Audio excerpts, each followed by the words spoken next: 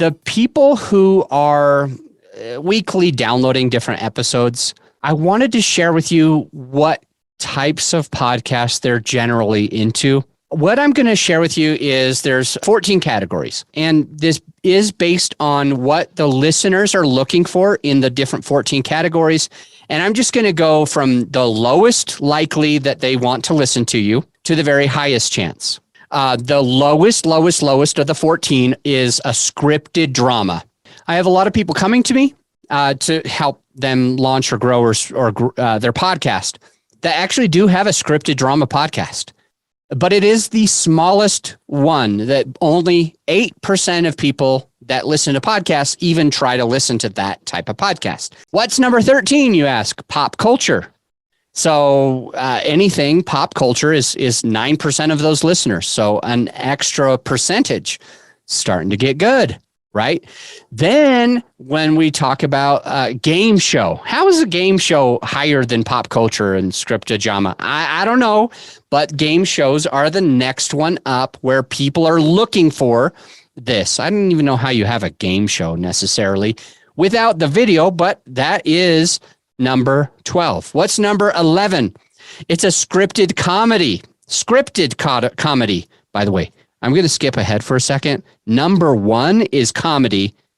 Number 11 is a scripted comedy. So I think what we're basically talking about or noticing from this data is that I don't think people really want it to be scripted. So just pay attention to that. I think that's a detail that's helpful for you. Then right above that is finances.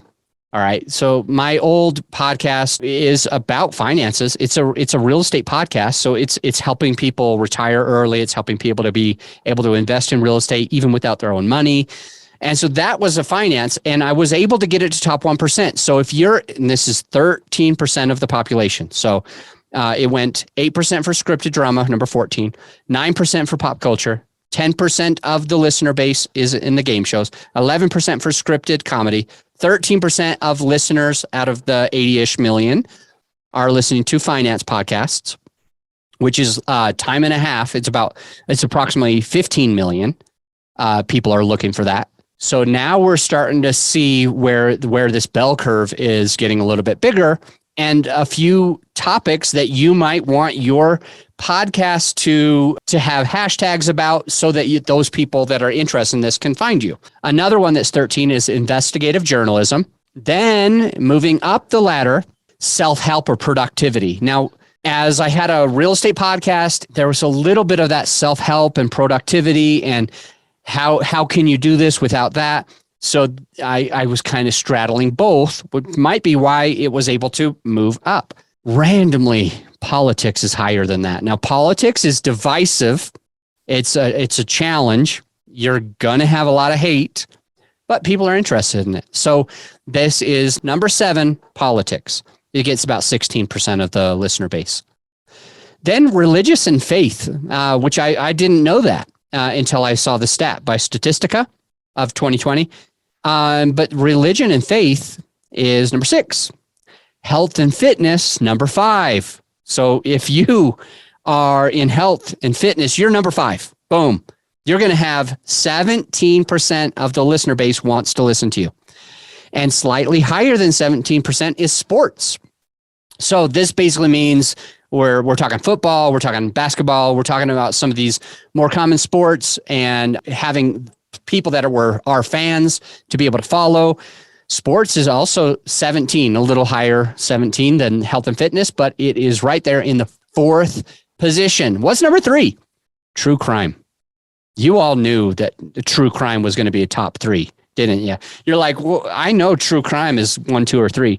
I know you said that when I got started, and you were right. True crime gets about 18% of all listener base for 80 plus million podcasts, which that's quite a bit of people that want to listen to true crime. So if you've got a true crime podcast, you have a really good chance of being able to get in front of a lot of people as well and have a solid podcast because people are looking for that.